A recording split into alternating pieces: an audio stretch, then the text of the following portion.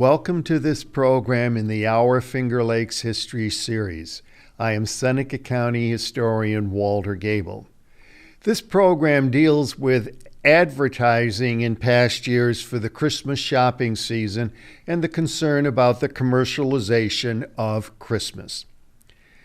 You may basically cringe at the idea that Christmas advertisements are a legitimate Christmas tradition. But it is clear that such ads are a major part of the season. With Christmas having become so commercial, many people feel that these advertisements are an improper distraction from the true meaning of Christmas. But alas, the growing existence of this commercialization of the holy day is a reality. There is a rather interesting history to Christmas shopping season advertising. For those of us who are senior citizens, this program will be filled with nostalgia. Earlier this month, this image was posted on Facebook. For those of us who are senior citizens, we understand the validity of the comment. For many years, especially children of the families, the start of the Christmas season began with the arrival of the Christmas catalog from Sears and/or Montgomery Ward companies. Here you see the 1962 Montgomery Ward catalog, about 1 inch thick. So many pages. I can remember so very fondly how my brothers and I, but especially because I was the youngest, so looked forward to the arrival of that catalog. Each of us boys was limited to identifying $5 worth of toys that we wanted Santa or someone else to bring us. The 1962 Montgomery Ward catalog had nice colored pictures with lots of detailed information. Of course, there were many pages of toys and gifts of interest to children.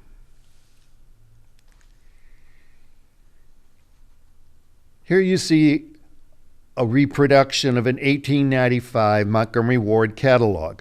Our mail order methods met many wants, wrote a poetic but anonymous copywriter on a page of the 1895 Montgomery Ward and Company catalog. He had a gift for understatement. At its zenith from the 1880s to the 1940s, Montgomery Ward, like its crosstown Chicago rival Sears, sold virtually everything the average American could think of or desire, and by mail.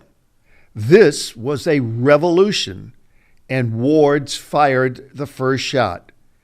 To buy spittoons, books of gospel hymns, hat pins, rifles, wagons, violins, bird cages, or portable bathtubs, purchases that could be used to require many separate trips to specialized merchants otherwise. Suddenly, all the American shopper had to do was fill out the form and lick a stamp. This unabridged facsimile of the retail giant's 1895 catalog showcases some 25,000 items, from the necessities of life, such as flour and shirts, to products whose time has passed, like ear trumpets. Do you even know what they are? It is an important resource for antiquaries, students of Americana, writers of historical fiction, and anyone who wants to know how much his great-grandfather paid for his suspenders. It is a true record of the era. In the years before we had internet shopping, these catalogs provided a large selection of items. This choice of items was especially important to people living in rural areas who didn't have easy access to the large department stores in the cities of the time. Things were very similar for Sears, Roebuck and Company. Shown here is a reprint of the 1897 Sears catalog cover.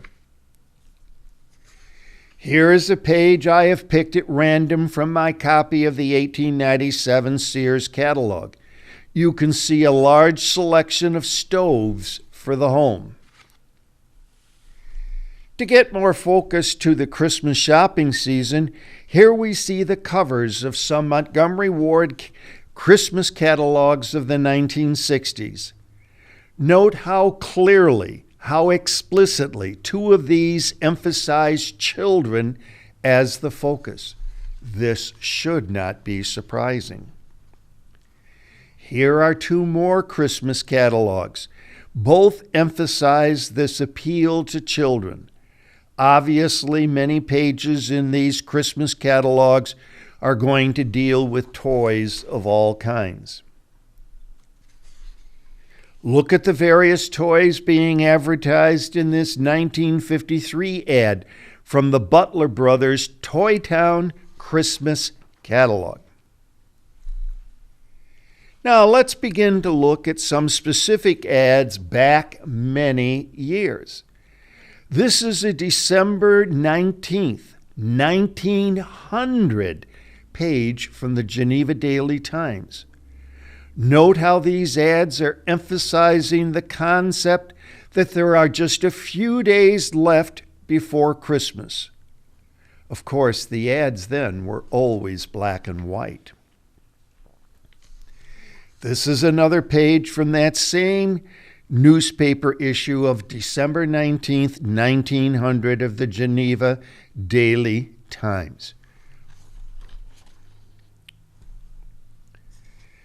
This ad came from another page in that same 1900 Geneva Daily Times newspaper. Notice it says, "One more week."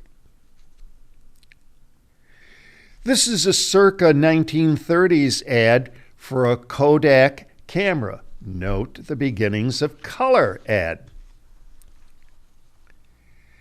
This is the front page of the December 13th, 1900 issue of the Phelps Citizen. Note the indicated ad titled Holiday Offerings, just below the coach.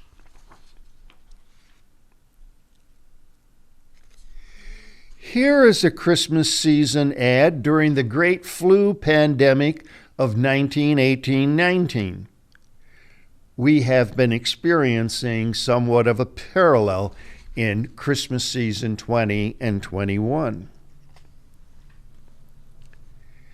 Here is a 1924 Christmas ad. The color adds greatly. This is a 1936 ad for Coolerator refrigerators. Notice how it has Santa shouting for that people should get this refrigerator. This is a 1936 Christmas ad for gas ranges. This is a 1940 newspaper ad for name-imprinted Christmas cards. Do any of you remember when you bought Christmas cards with your name already imprinted inside? In this 1945 newspaper ad, the Studebaker Car Company encourages you to buy Victory Loan Bonds to help with financing the extreme costs of World War II. This ad from the November 26, 1986 issue of the Seneca Falls Reveille. Note how it emphasizes a special open house event for downtown Seneca Falls stores. Today, we have a buy local or small business day, typically the day after Black Friday. Before the Waterloo Outlet Mall and other shopping malls came into operation, people shopped in their downtown community stores. Here is an ad for many of the stores in Seneca Falls. Can you remember when downtown Seneca Falls had 2 men's clothing stores, at least 2 women's clothing stores, 2 shoe stores, and so on? People really shopped in downtown Seneca Falls. This is the bottom half of that same full-page ad that appeared in the Reveille in 1986.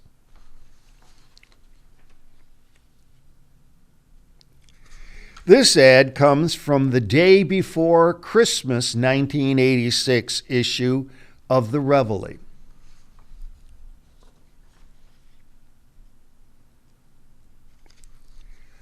I love these various ads that came from the Seneca Falls Reveille in 1986. Note at top left, there are gift suggestions for those Santas who are dating. Of course, there are liquor ads for the holiday season. At right, notice the ad for buying a colored TV set for Christmas from Curry Appliances. My folks bought their first colored TV set in 1960. They had bought their first black and white TV in 1950 or 51. I was too young at the time to remember for sure which of those 2 years. This ad from the November 26, 1986 issue of the Seneca Falls Reveille. Note how it emphasizes a special open house event for downtown Seneca Falls stores. Today we have a buy local day. Unlike today, for many years you could purchase coupon books for a certain number of car washes. These car wash coupon books made for a great stocking stuffer. This ad appeared in the Seneca Falls Reveille, November 1986. I'm not sure of the year for this ad, but I suspect that it is probably from the 30s or 40s. I speculate that giving a bathrobe to your wife not be considered an acceptable, politically correct Christmas gift today. In this New York telephone company ad, you see the company is encouraging customers to buy a New York telephone calling card to give as a gift for people. These cards were especially good for your child at college when you had to pay to make long-distance telephone calls, and calling collect was more expensive than using the card. This was at a time when we didn't have unlimited phone usage as we know it today. Young adults today likely would not know that Christmas clubs were very popular until recent years. In a Christmas club account with a bank, you put in so much money each week and then got the entire year's deposit in that Christmas club account back in time to do your Christmas shopping. Similarly, until recent years, many stores offered layaway programs for Christmas shopping. In some cases, you simply paid like 20% of the total amount of the items you wanted to lay away early on in the Christmas season. The store held your items until you paid the balance due by a certain date before Christmas. This gimmick helped boost sales for participating stores and the companies producing the Christmas gifts. Many organizations and groups participated in secret Santa programs. You drew someone's name, and for several days you each gave the person anonymously a gift from that person's secret Santa. Then on the culminating day, there was usually a party gathering together, and people learned who was their secret Santa and received a final big gift. Of course, this program was a big boost for stores and companies of producing appropriate gifts and cards. On another note, today throughout the Finger Lakes, there are many programs for people to help provide Christmas gifts for children of needy families. Shown here is an ad from the Auburn Citizen for the Cayuga County program. Do any of you remember getting S&H green stamps when you bought things at certain stores like grocery stores? This was another way to afford Christmas gifts by using your accumulated S&H green stamps. This is a 1956 ad for Publix grocery store. Note that it says, "Every day is Christmas." Here you see using elements of Santa Claus and sex appeal for selling the mundane, boring items of tires. There is no doubt that celebrating Christmas has become a very commercialized reality. The most recent public opinion poll that I could find on the internet in preparing for this program was a November 2018 poll, which showed that 78% of the responders felt that Christmas had become too commercialized. One responder in that poll wrote, quote, "When stores start putting out Christmas decorations in October, it is readily apparent that Christmas has become too commercialized. The focus of Christmas for many Christians is the birth of Jesus Christ, but the commercialization of Christmas has resulted in the focus being put on spending, wrapping, giving, visiting, and other merrymaking," unquote. It is true that an estimated 30% of annual retail sales occur between Black Friday and Christmas Day.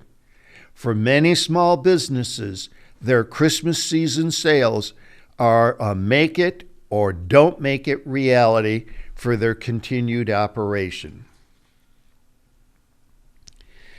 Here is a comic depicting the commercialization of Christmas and how it has affected our society. But there is another viewpoint that needs to be shared. Dr. Ruth McClellan Nugent, a pop culture scholar, said in 2018, quote, "It's ironic that today we talk about Christmas being too commercial. In the U.S., it really became popular through the commercial process. The popularization of Christmas in the United States begins with advertising," unquote. She said that the first turning point in this process came in the 1840s when stores in the northeastern United States, like New York City and Boston, aimed their holiday commercialization at children and gift giving. Then in the 1920s and 30s came mass advertising on the radio and decorating in stores. Those store decorations emphasized Santa's and not the baby Jesus. As I have shown in this program, stores began sending out shopping catalogs.